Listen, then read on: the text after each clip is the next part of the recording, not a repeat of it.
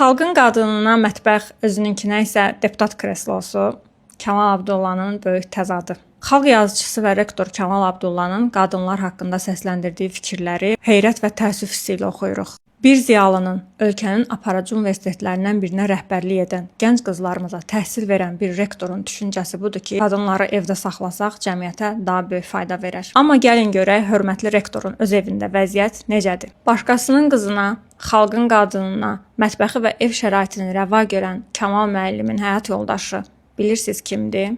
Mən sizə deyim, Gövhər Baxşəliyeva. Özü də elə-belə sıradan bir işdə işləmir. AMEA-nın Şərqşünaslıq İnstitutunun baş direktorudur, akademikdir və düz 2 çağırış tam 10 il bu ölkədə deputat olub. Ay Kamal müəllim, indi siz bizə izah eləyin. Necə olur ki, sizin öz həyat yoldaşınız 10 il deputat kürsüsündə oturanda, elmi institutlara rəhbərlik eləyəndə bu cəmiyyətə ziyan vurmur, amma xalqın qızı, xalqın qadını, həkim, müəllim, iqtisadçı və sair peşələrdə fəaliyyət göstərəndə, öz ayaqları üstünə durmağa çalışanda, iqtisadi müstəqillik qazanmaq istəyəndə bu cəmiyyətə ziyan vurur. Siz bu xalqı dolamısınız. Öz ailənizə rəva bildiyiniz inkişafı, karyeranı, rütbəni bu xalqın qızlarına, qadınlarına niyə çox görürsüz? Yoxsa bu ölkədə vəzifə tutmaq, cəmiyyətdə söz sahibi olmaq ancaq sizin seçilmiş ailənizin haqqıdır. Xalqın qadınlarına isə ancaq evdə oturub uşaq böyütmək düşür və sizin kimilər də yüksək vəzifələrdə oturub onlara ağıl verməlidir. Bu cəmiyyəti geri salan, bu cəmiyyətə ziyan verən, bu ölkənin inkişafını ləngidən, qadınları dörd divar arasına sıxışdırmağa çalışan